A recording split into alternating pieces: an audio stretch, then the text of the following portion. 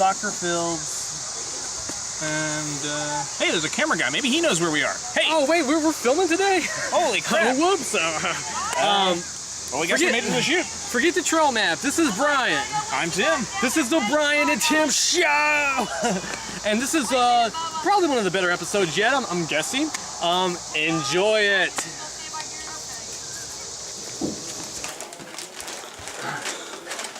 Well, that was different. We're on location again. This is Brian. I'm Tim. We got a lot of random chips today to review.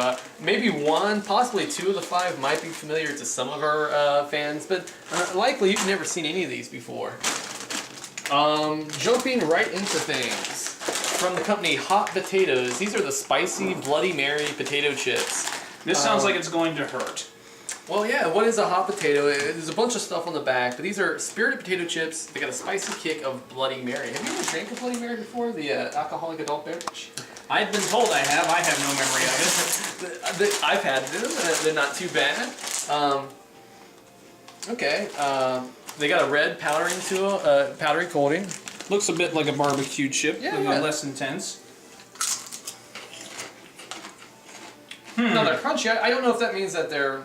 It could mean one of two things. They're like a kettle cooked chip, or they can just be stale. I was going to say, I think they're kind of stale. I think it's actually the kettle cooked. It actually tastes exactly like a kettle cooked barbecue chip I've had in the past. So I think that's really what it is. It's just branded under something different. The Bloody Marys have a couple different ingredients in them, vodka being one of them. But the main ones, they usually use like a spicy tomato based. Moving on. Yeah, let's keep moving on. I really feel like I should be picking up, more significant flavor here. I feel like I owe it to try another one, but really not getting a lot. Yeah. There's kind of a heavy, potato-y taste. Well, second in line we have Mega Monster Munch. This looks like kind of like one of the Real Monsters, if you remember that cartoon. It's the Triple M. Now these I think are international. Okay. Oh, okay. This is a very different look here. This is pickled onion flavor. I can definitely pick up the vinegar smell. And yeah, this is a product of the UK, our good friends United Kingdom. All right. Pickled onion, that's different. That's intense, is what that is. That has it's got a sour flavor to it. Yeah. It's like a Funyun magnified by like 2K, like 2000. Mm-hmm. I mean, that pickled onion taste is very pungent. Very, like you said, it's almost like a salt and vinegar chip where it kind of makes you pucker up a little bit. Mm-hmm. It's not the Funyuns that have been sitting in the vending machine for the last year. No. All right, so... That's, Pringles. I mean, this is the one I thought, these are the ones that you can probably find on your store shelves pretty much anywhere. Yes. But it is a flavor I've never had. Loaded baked potato. And if you see the picture, there's some chives. Looks like some sour cream splashing, some cheddar, and bacon, of course. I've always been a fan of the Pringle for no other reason than you can seal them when you're done. I realize you can just buy Tupperwares, but that requires effort. Okay, Pringle, man. Once you pop, you can't stop. I can stop. Oh, yeah? I'm kidding. No, I'm the... I judge. Not a terribly intense flavor going on here. No, but I mean, it works as kind of how I expected it to. It's slightly pleasant. It sets on your tongue, and you really get that cheddar and bacon. It's hard to. The potato, I guess, is the chip itself. The sour cream, chives, it's a little bit harder to represent in chip form. But that cheese and that bacon, that works really well together. And it's not super strong. It's not something that's gonna knock somebody's socks off. It'll be off-putting. I gotta say this is pretty mild and pretty pleasant. Easily the most edible of the three so far, I think, for your average snacker. Now this was picked up in the health food section. This is gluten-free. These are rice chips. There's sesame and seaweed. Okay, sesame and seaweed rice chips, a healthier option. Now Lundberg. Yeah. She slept with Lundberg. This is the brown rice crunch sensation. It says.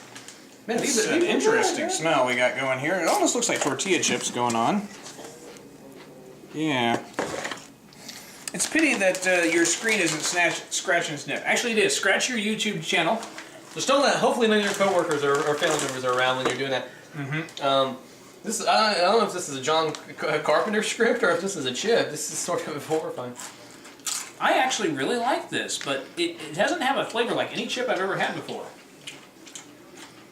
I don't know what I can compare this to. I like this too, man. I really do.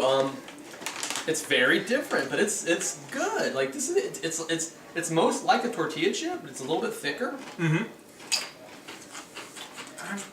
It doesn't have any kind of you know, I'll be fair. Sometimes when you try healthier foods, you know, you give and give. You know, like you take away some of the calories and sodium, but you might get like a not as pleasant of a taste, perhaps.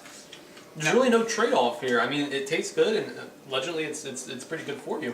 Yeah, this retailed for $2.50. Now that was a sale price, but you know that's about as much. I mean, the Lay's retail for more than that these days. I mean, it's made with organic grains, if that's important to you. I mean, health-conscious shoppers. Now, some people might be afraid of the sesame and seaweed. Like, well, you know, I typically don't eat seaweed. I'm not Aquaman or Black Mantis, but you know, those flavors really are subtle. There's really not a strong flavor component, but texturally, these are fun to eat. Like, I really dig these. Now, my only This might be the surprise sleeper, I think, hit. Yeah. One issue I do have, but that's pretty much a common issue with any chip these days, is we've only eaten, what, 5 chips? And look how empty this bag is. Yeah, I've had 2, I think. Yeah. Granted, that happens pretty much every time. Alright. He's going to refresh his palate there, and we've got one left. These are Walker's Baked Whatsits. Indeed. What is it? Hopefully edible. Looks okay. like British Cheetos. Yeah, it does look like Cheetos here. I kind of intentionally save these for last, because whenever I eat Cheetos or off-brand Cheetos, which is more frequently the case, you always end up with that residue or whatever. Oh yeah. It's never great, you know, when you're working at a computer job and you bring along a snack or whatever to eat along with you, and it's Cheetos, and you can't type anymore because you're leaving stuff on the keyboard. They're like, Tim's been here again. Tim. These are light. These are airy. And in fact, they don't have that kind of annoying, cloying kind of, you know, like the American Cheetos are very, like you said, I mean, not only do they stick to your fingers, but they stick to your mouth. Like, I mean, you can't, I mean, these are a little bit lighter. Yeah. You know, if you like Cheetos, I think you're going to like these maybe more. I mean, if you don't like Cheetos, then, you know, avoid this altogether probably. But these are baked, and these are also, I'm a little surprised. They exceeded my expectations. Yeah, they're very light, very easy to chew through. Cheetos, normally, they're kind of the same type if you get them fresh. If you have them sitting around for a little bit, they can be kind of crunchy or whatever and difficult to get through. Hi, Lily. So, the dog. Want a Cheeto? My favorite, you know... I guess so. We love animals here on the Brian and Tim Show. That we do.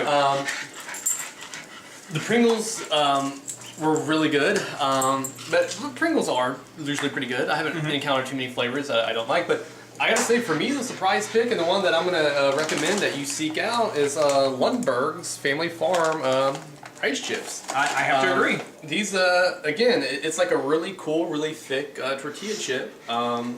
These are fun to snack on. Yeah. Complete total surprise. I really didn't know what to expect from the Put one in here for later, Tim. You might, I know you're going to be spending a lot of work in the editing bay tonight. You know, I mean, Brian and Tim shows don't make themselves. It might surprise some of you. So, for later, a little snack each. Don't mind if I do. Here, Lily. Oh my God, something chasing me in there. I think it's the Brian and Tim show. Wait, you're watching it. You're part of it.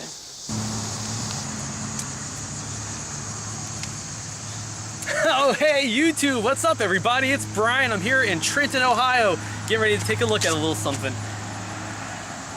Okay, World Championship Wrestling. They went out of business in the early 2000s, so if you're not familiar with the brand, don't worry about it. But the nature boy, Ric Flair, he was one of my favorites growing up as far as professional wrestlers go. He didn't have the big muscles necessarily, but he was great on the microphone. He was flamboyant. He wore sparkling robes. Anyway, if you're not familiar with the Nature Boy Ric Flair, check him out sometime on YouTube. But, you know, it's kind of funny now because, wow, has the mighty fallen. I mean, in his heyday, he was literally, you know, taking Learjets, limousines, champagne, you know, 5-star hotels. Now, in 2012, this guy, he can barely get a gig signing autographs at a trade show or at, you know, I don't know, a county fair. And that's why it's interesting here. Okay, what we have is a I guess they license some race cars based off of WCW wrestlers, and we're gonna take a look at this ride, and we'll see. I'll evaluate it and see if it really belongs to the Nature Boy. So it has some stats on the back of the card about the Nature Boy. Gives his hometown, his signature maneuver, the figure 4 leg lock. Kids, do not try that at home with your siblings.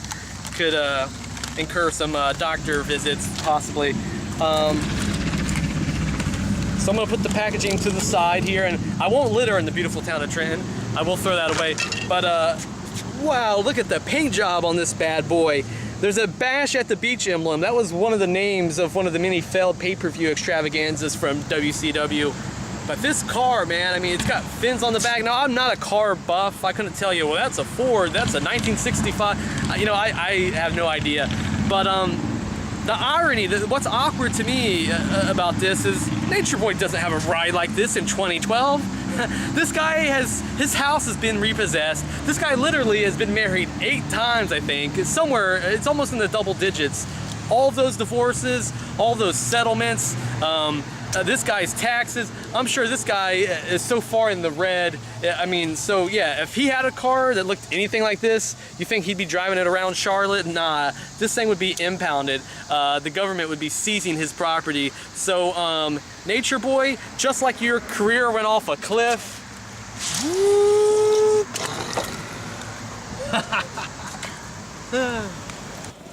All right, everybody, thanks for watching another episode of the Brian and Tim Show.